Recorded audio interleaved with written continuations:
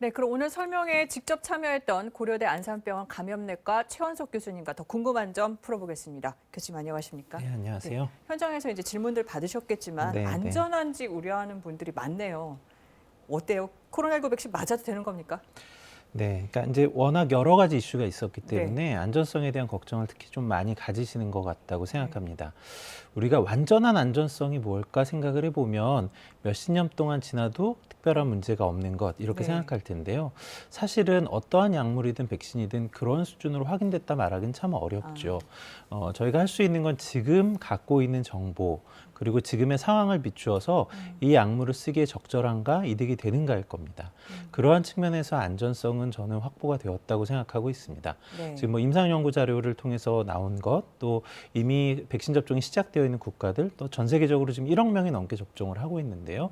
그런 자료들을 보면 기존에 우리가 접종해왔던 다른 백신과 안전성의 이슈가 특별히 다르지 않아 보이거든요. 네. 물론 장기적인 면은 조금 더 두고 봐야 하겠지만 코로나19라는 이 대유행의 상황을 감안한다면 분명히 더 득이 많은 선택이 될 것이다라고 생각하고 있습니다.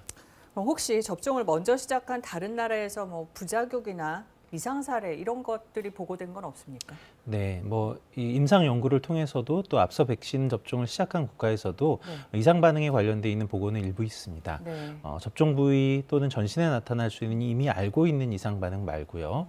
좀 심한 알레르기 반응, 이제 아나필락시스라고 지금 이미 알려져 있는 네. 이런 이상 반응이 나타나는 것, 또 빈도 이런 것도 좀 알려지고 있고요.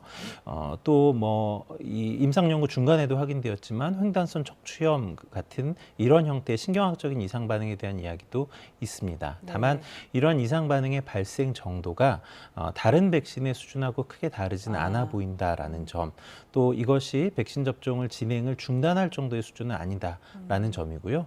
사망 사례에 대한 보고도 있기는 했었습니다만 네. 백신과의 인과관계가 명확하게 확인된 것은 없었고 또 임상 연구 중에서도 사실 사망 사례가 있었지만 접종군이나 위약군, 대조군에서도 비슷한 수준으로 나타났거든요. 그런 면에 있어서도 사망이 실제적으로 인과관계가 있는 것으로 드러난 것은 보이지 않는다라고 말씀드릴 수 있습니다.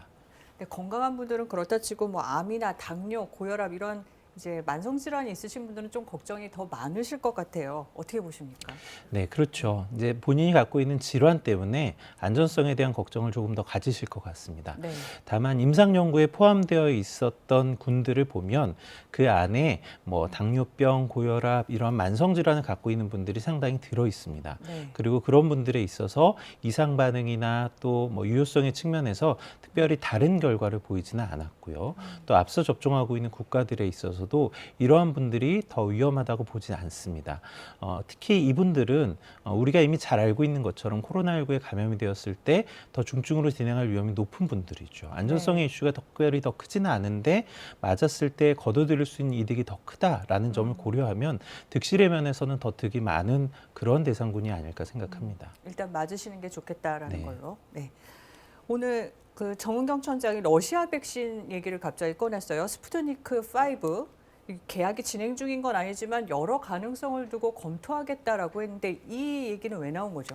네, 사실은 이제 러시아에서 개발하고 있는 백신도 바이러스를 벡터로 사용하는 백신입니다. 네. 접종의 형태는 조금 다른 면은 있기는 합니다만 기존에는 이 백신이 개발되어 있다라는 것은 알려져 있었는데 구체적인 임상에 대한 정보, 효과 이런 면이 잘 알려져 있지 않았거든요. 네. 그런데 최근에 이제 논문을 통해서 생각했던 것보다 결과가 괜찮게 보고가 되었습니다. 또 그런 측면과 또 지금 현재 이제 백신의 수급에 각 국가들이 갖고 있는 어려움 네. 이런 면을 고려해서 이제 이 백신에 대한 이야기가 나온 것 같습니다. 네. 다만 앞서서 청장님께서도 이야기해 주셨던 것처럼 구체적인 계약이 진행되는 것은 아니고 고려의 대상으로는 삼고 있으신 것 같습니다. 그렇습니다. 오늘도 아스트라제네카 백신에 대한 질문이 많았던 것 같아요. 유럽에서 그 임상이 충분하지 않다, 고령층에 대해서 논란도 있었고 우리 방역도 이제 곧 결론 내겠다라고 했는데 교수님은 어떻게 보시는지? 네, 사실 뭐 저는 개인적인 의견으로는 네. 지금의 위험 상황이나 백신이 갖고 있는 정보를 감안할 때 접종하는 게 더 득이 될 것이라는 생각은 하고 있습니다. 다만 이제 전문가들마다 이 부분에 있어서 의견이 좀 다릅니다. 이건 어떤 것을 더 중요하게 생각하는 생각하느냐의 문제일 것 같고요. 각각의 갖고 있는 의견들이 사실은 다 의미가 있는 이야기들이긴 네네. 합니다. 그리고 중요한 건 이제 이런 의견들이 모여지는 게 결국은 고령이신 분들이 더 고위험군인데 네. 이분들을 어떠한 방식으로 더 보호하는 게 좋겠느냐에 대한 고민인 거죠. 아직 결론이 나지는 않은 것 같고요. 여러 전문가의 의견들이 좀 모아져서 합리적인 방안이 선택이 되지 않을까 생각을 합니다. 그럼 마지막으로 짧게 질문드리죠.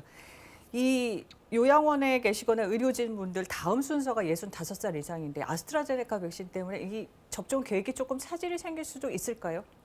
만약에 네. 이제 아직 허가가 최종 결정이 안 났으니까요. 네. 허가에서 65세 이상이 배제된다면 그 경우에는 명확하게 문제가 생길 것 같고요. 네. 그렇지 않다고 하더라도 이분들에 대한 접종을 미룬다면 차질이라기보다는 접종 계획의 변화는 좀 주어야 할 것 같습니다. 네. 이 부분도 마찬가지로 이제 여러 가지 안을 같이 놓고 고민을 하게 될 것 같습니다. 알겠습니다. 오늘 여기까지 듣겠습니다. 감사합니다.